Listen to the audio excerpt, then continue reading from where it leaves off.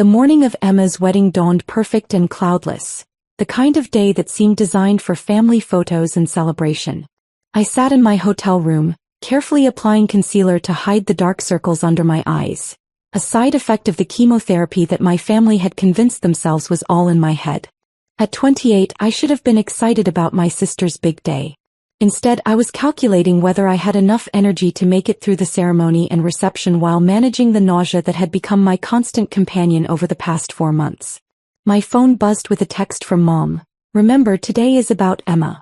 Please don't make it about your situation." My situation. That's what they called the stage 3 lymphoma I'd been battling since spring. Not cancer. Not treatment. My situation. I checked my medication schedule one more time, then headed downstairs to join the wedding party.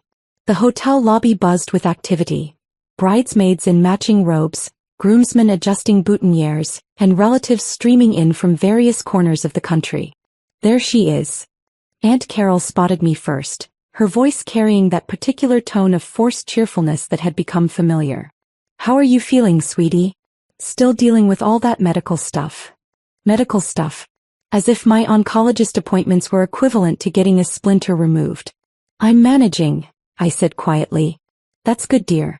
You know, my friend Janet went through something similar. Terrible anxiety about her health. But once she started therapy and got off WebMD, she felt so much better. Have you considered seeing someone about the psychological aspects?" Before I could respond, my sister Emma appeared in a whirlwind of white silk and nervous energy. "Mia, you made it. I was worried you might have another episode." The word they used to describe the day I'd collapsed during a family dinner and had to be rushed to the emergency room for emergency fluids and anti-nausea medication. "Wouldn't miss it," I said, forcing a smile. Emma hugged me carefully as if I might break. "Tired? Are you sure you're up for this? I mean, if you need to leave early, everyone will understand. Mom explained to the family about your anxiety issues." Anxiety issues. I felt that familiar stab of frustration, but today wasn't about me. Today was Emma's day, and I was determined not to let my family's denial ruin it for her. The morning preparations continued around me. I helped Emma into her dress, arranged flowers, and smiled for photos while fighting waves of fatigue. My mother fluttered around us, orchestrating every detail with military precision. "Mia, could you maybe put on a bit more makeup?" Mom whispered during a quiet moment. "You look a little pale." People were asking questions because I'd lost 20 pounds and my hair was noticeably thinner, despite the cold cap treatments I'd been enduring. But my family had convinced themselves that my dramatic weight loss was due to stress and poor eating habits. "I'll touch up my concealer," I promised. "Good. And remember, if you start feeling overwhelmed, just step outside for fresh air. Don't make a scene. Don't make a scene." Like the time I'd quietly excused myself from Emma's bridal shower to vomit in the bathroom, and returned to find everyone discussing my attention-seeking behavior. My cousin Jessica appeared with the flower girl, full of energy and wedding excitement. "Mia, how's the new diet going? You've lost so much weight. What's your secret?" "Just cutting back on some things," I deflected. "Well, whatever you're doing, it's working. Though you might want to slow down a bit, you're looking almost too thin." Emma was worried you might have an eating disorder or something. An eating disorder. Another theory to add to their collection. Anxiety, hypochondria, attention-seeking, and now eating disorders.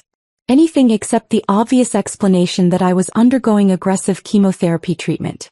"I'm fine," I assured her. "Of course you are. You're just always been the dramatic one in the family. Remember when you convinced everyone you needed glasses in 3rd grade? And that whole thing with your imaginary food allergies in high school." I remembered those incidents differently. I'd actually needed glasses, still wore them. And the food allergies had been real too, diagnosed properly years later. But my family had a long history of dismissing my medical concerns as psychological or attention-seeking behavior. My phone buzzed with a reminder. Chemotherapy appointment scheduled for Monday morning, followed by consultation with Dr. Rodriguez about treatment progress. The appointment I definitely couldn't miss, no matter how my family felt about my medical anxiety. The ceremony was starting soon, and I needed to get through the next 8 hours without collapsing. Emma deserved her perfect day, even if it meant pretending I wasn't fighting for my life. The ceremony was beautiful. Emma radiated joy as she walked down the aisle, and for a few precious minutes, I forgot about everything except how happy she looked. I managed to hold back the nausea during the vows, though I had to grip my bouquet tightly to stop my hands from shaking. Another lovely side effect of the treatment my family considered imaginary. During the cocktail hour, relatives approached me with their theories about my appearance. You know what you need? Uncle David cornered me near the bar. A vacation. Maybe some vitamins. My wife went through a phase where she was convinced she had all sorts of health problems. Turned out to be vitamin D deficiency. That's interesting, I managed. Exactly. These days, everyone thinks every little ache and pain is some serious condition. Social media makes it worse. All these people self-diagnosing from internet articles. But the human body is remarkably resilient. Most of the time we just need rest and proper nutrition. My cousin Brad joined the conversation, drink in hand. Uncle David's right. Mia's always been a worrier. Remember high school? Always at the nurse's office with some complaint or another. Those complaints had included the mono that kept me out of school for 3 weeks and the appendicitis that required emergency surgery. But Brad had been away at college for most of it. The important thing, Uncle David continued, is not to let anxiety control your life. I'm sure whatever you're going through isn't as serious as you think it is. I excused myself and found a quiet corner where I could discreetly check my phone. A message from Dr. Rodriguez. Hope the wedding is going well. Remember to stay hydrated and don't hesitate to call if you need anything. See you Monday for results. My latest scans would determine whether the chemotherapy was working or if we needed to consider more aggressive treatment options. But my family thought I was getting blood work done for peace of mind. There you are. Mom appeared slightly flustered. People are starting to ask questions about why you keep checking your phone and disappearing. It's distracting from Emma's day. I was just checking in with your doctor, I know. Mia, we've talked about this. You need to learn to disconnect from all this medical obsession. It's becoming unhealthy. People are starting to worry that you might have, psychological issues. Psychological issues. The latest addition to their diagnosis collection. Emma's worried too, Mom continued. She thinks you might need professional help. Maybe when all this wedding craziness is over, we should look into counseling for you. Someone who specializes in health anxiety. I felt my chest tighten. Mom, I don't have health anxiety. I have. I know. You're convinced you have some serious illness. But sweetie, don't you think it's more likely that the stress of work and life is manifesting as physical symptoms? It happens to lots of people. Before I could respond, Emma appeared in her wedding dress, glowing with happiness and champagne. Mia, there you are. People are looking for you. We're about to do the family photos. She paused, studying my face. Are you okay?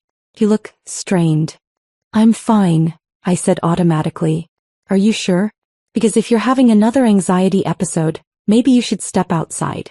I don't want you to feel overwhelmed. Overwhelmed. Another euphemism they'd adopted for when the chemotherapy side effects became too obvious to ignore. I'm good for photos, I assured her. The photographer gathered us for family shots. I stood in the back row trying to smile naturally while fighting a wave of nausea.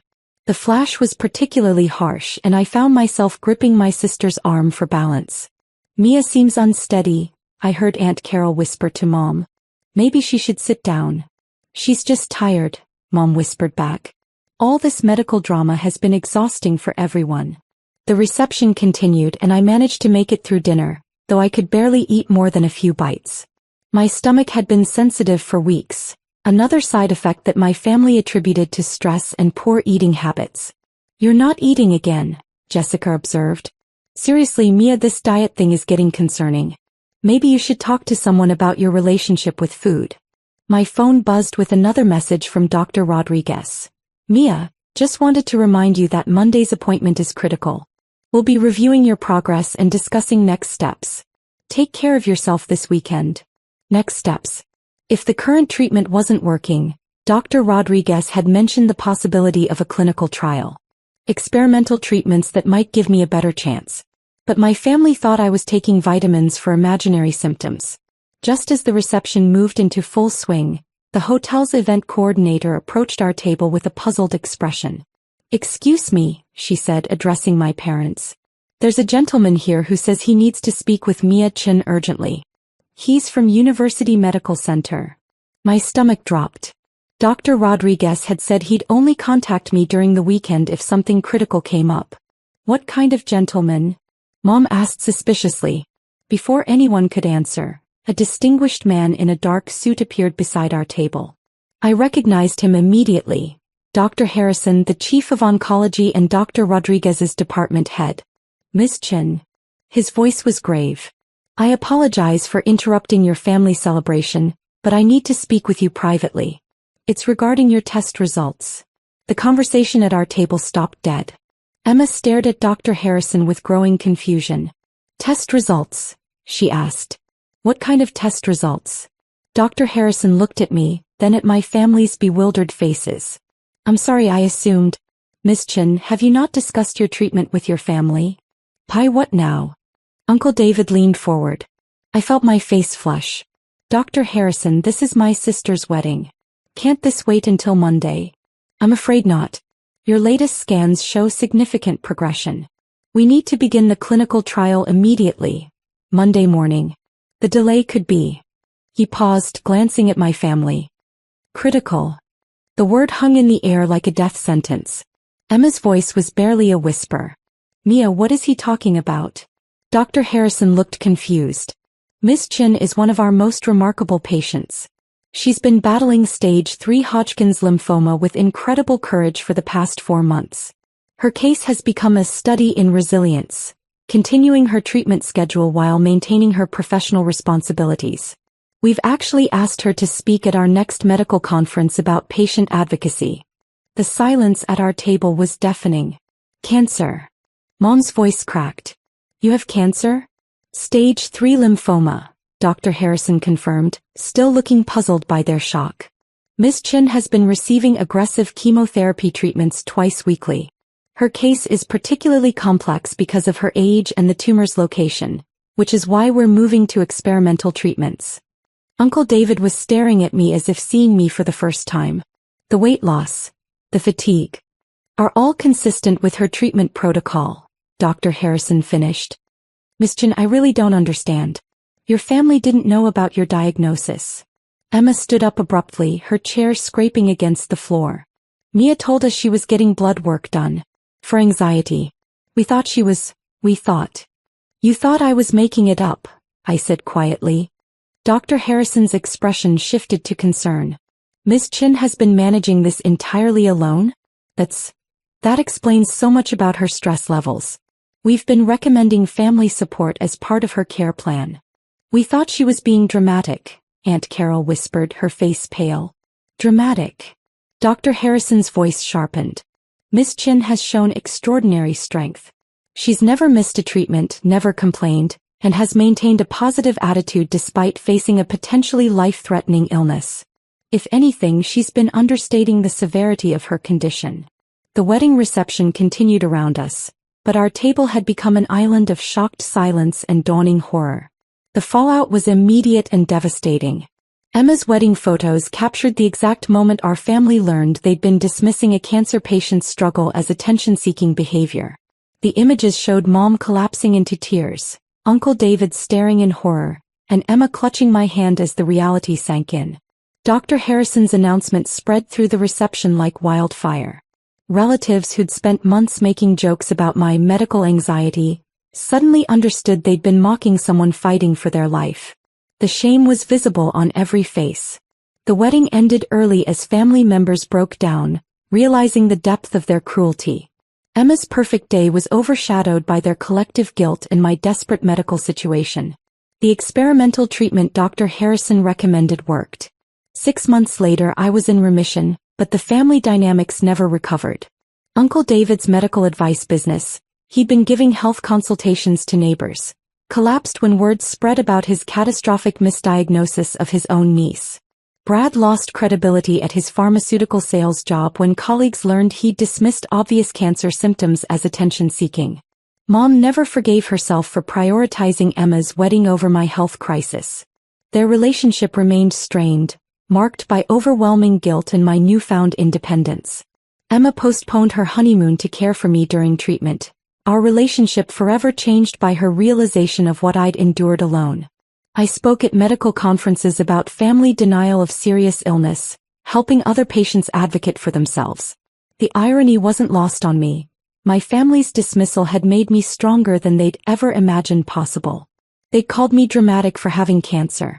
I turned their shame into education, helping countless other patients facing similar family denial.